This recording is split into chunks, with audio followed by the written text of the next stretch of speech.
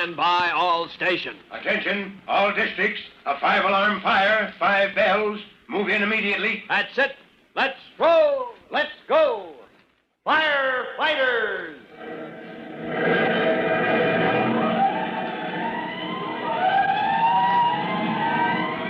Presenting Firefighters, the true-to-life story of our unsung heroes who stand ready to ride by day or night against our most murderous enemy, the demon of fire.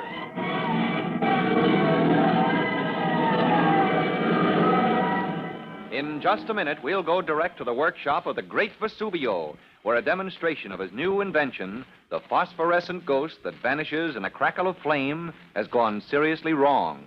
But Chief Cody and Tim Collins are on the scene, and while they size up the situation, we'll take time to give you some important information.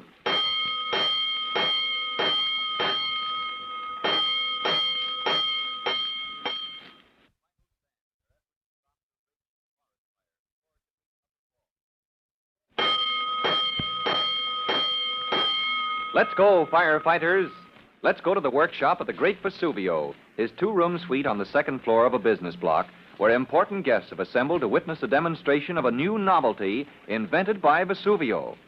Just a moment ago, you remember, in the office where a dozen guests are sitting, Vesuvio ordered the lights turned out, and Chief Cody exclaimed, Collins, look at that thing on the wall. Oh, good grief, it's a ghost. Shining in the dark. Well, now, that's quite a trick. And as they stared in amazement at the grinning, glowing ghost shining in the darkness of the room, the great Vesuvio announced, One moment, my friends. One moment more, and Vesuvio's ghost will vanish in a flash of flame. One moment more, and...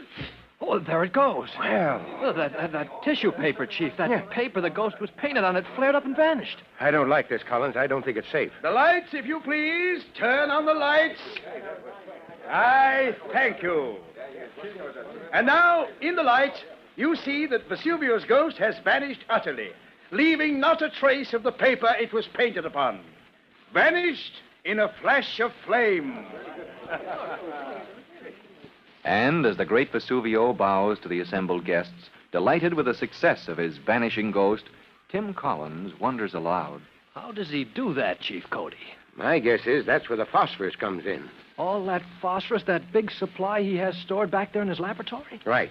He's perfected some kind of paint, and there's phosphorus in that paint. Oh, of course.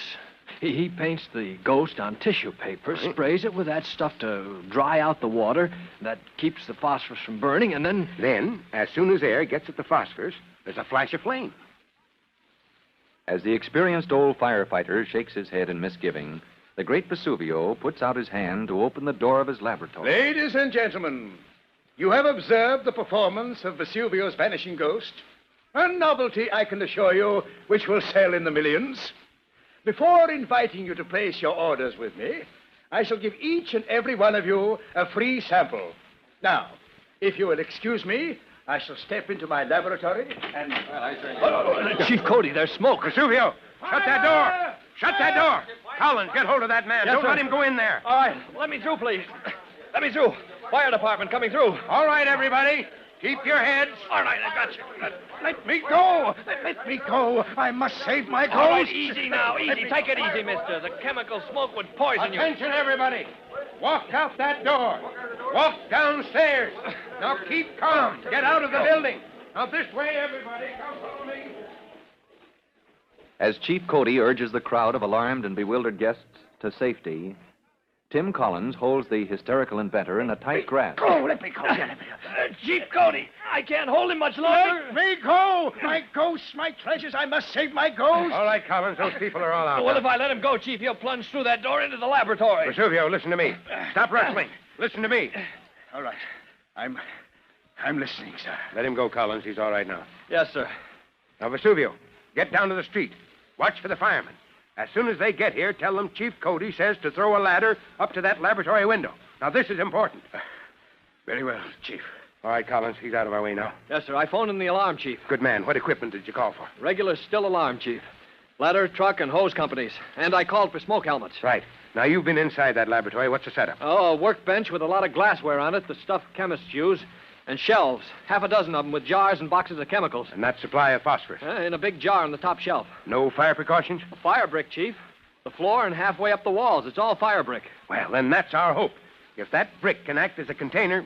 Oh, but the heat, Collins, the heat alone can touch off the ceiling and upper walls. Yes, sir, but this window here, Chief, here in the office. What do you mean, Collins? The ledge outside this window, Chief. Huh?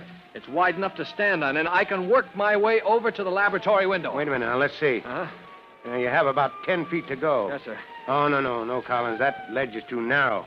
Wait for the ladder truck. Oh, I've done tougher stunts, Chief, just for practice and training school. Well, maybe you can make it. Well, every moment counts, Chief. And if we can see what's happening in there... All right, Collins, we'll try it. We've got to knock down this fire fast to lose the building and 24 different stores and offices. Yes, sir. I'll slip off my shoes, sir. All right. All right. Now, if you'll steady me. I'll try that ledge before you put your weight on it. Yes, sir. I think it's... Yes, it's solid. Any hold for your fingers? Well, there's a phone cable, Chief, if I can reach... Oh, I got it.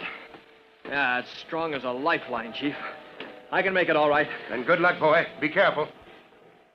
As Tim Collins inches his way along the narrow ledge, using the phone cable above his head for a guide, the ladder truck and engine companies pull up in the street below. Tim edges toward the window of the laboratory, careful not to look down lest he lose his balance, knowing that any moment the glass of the laboratory window may crash outward in a terrible explosion. As his fingers touch the window frame, he snatches them back. The heat is so intense. Tim braces his feet on the ledge, grasps the phone cable firmly, and risks a quick glance into the inferno of the laboratory. Momentarily blinded by the glare, he turns his face away from the Holocaust and reports... It's a furnace in there, Chief. Every color of smoke you ever saw, and flames, too. White, blue, red, green. Looks like fireworks. How about the walls and ceiling? Oh, they're not involved yet, Chief. We can confine it if we get a fog in here fast. Stand by, Collins. Get those ladders up here. I want 2 ladders. 2 ladders? Get them out. Smoke helmets. And give me 2 lines of hose. Send up your fog nozzle. All right. I'm coming back, Chief Cody. Stand by, Collins. Stay where you are. Wait for the ladder. Hey, what are you doing? I'm coming out. Going to join you, Collins. Chief Cody, don't. This ledge isn't safe. It looks safer than that office, Collins. The fire's come through the door, and that smoke is more than I can take. Clinging to their narrow perch, Chief Cody and Tim Collins are midway between the ladders that are thrown up to reach the windows of the office and the laboratory. Firemen in smoke helmets swarm up the ladders as the chief shouts his orders. Watch yourself at that window. Get the fog nozzle in and drown those chemicals. You on the other ladder. Get a stream of water into that office. Cool it down. Drive that fire back into the laboratory. They're into the office, Chief. They've got the hose over the sill. That clears the way for us, Collins. Yes, sir. Come on. We can get down that ladder now. Yes, sir. Coming, Chief. So easy does it. Inch at a time. All right. Here. Reach this way. I can give you a hand now. Yes, sir. All secure, sir. All right. Let's go down the ladder to the street. Yes, sir. Oh, man, this ladder is like a staircase in a palace after that ledge. When they reach the street, Chief Cody casts an alert glance upward to judge the progress of his men in fighting the second-floor blaze. He sees that the smoke is already turning to steam and the fire has been knocked down. And as he turns, he stumbles. Oh, careful, Chief. Hey. Say, are you all right? You didn't inhale any of that chemical smoke. No, son, just forgot something. Guess I'm too old to be running around barefoot. Barefoot? Oh, our shoes. We slipped them off. Good grief, our shoes are up there in that office. Oh, no. Here they are, hanging around my neck. Yours and mine. Oh, well, that's a relief. Although if we could come through a fire like that without losing anything more than our shoes... Gentlemen! Huh? Oh, it's Vesuvio. Oh, well, Vesuvio. You've lost your business playing with fire, but you're lucky to have your life. Ah, yes, and with life, always there is hope. Hope of what? Hope of new inspiration, gentlemen. Oh, no, not any more flaming ghosts. Ghosts? Ah, child's play. My next invention, gentlemen, will be an automatic fire extinguisher. An extinguisher for laboratories such as mine. Maybe this time he's on the right track, Chief. Maybe, but Vesuvio. Sir? Vesuvio, the fire department, has a laboratory of its own, and some experts that can give you a few pointers. Hereafter, before you start dabbling with chemicals, you're going to talk it over with the boys in the department lab. Always a pleasure, sir, to talk with fellow investigators of the wonders of nature. Yes, well, you'll take their advice hereafter, or we'll make this town too hot for you, Vesuvio, before you make it too hot for everybody else. So Chief Cody and Tim Collins have settled the case of the vanishing ghost at considerable risk to their own lives. And from that case, the chief's new idea for explaining the work of the fire department to the public had its inspiration. There's always action when the chief has a new idea, as you'll hear in our next true-to-life episode of The Firefighters. In just a moment, Chief Bob Cody will tell you, boys and girls, how you can help the firefighters in your own town. But first, here is a message you ought to hear.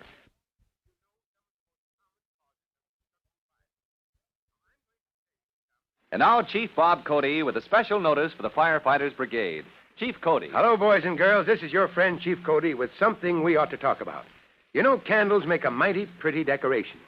But I don't know of anything that gives us firefighters more trouble. So I want you to think it over about the fire hazard of candles on a Christmas tree or on a table where curtains might blow into the flame. Or perhaps just standing on a table when you youngsters are giving some kind of a dramatic performance. That candle flame is pretty dangerous, too. So let's use electric lights instead, whenever possible. Well, that's all for now. You'll be hearing from me soon. Fire Chief Cody and the young rookie fireman Tim Collins will be back on the same station the next time you hear... That's it. Let's go!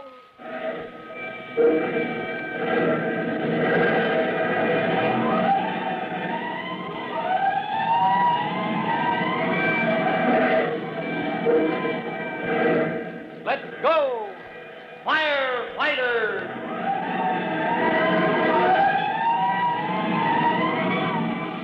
Firefighters is a copyrighted feature of William F. Holland Productions.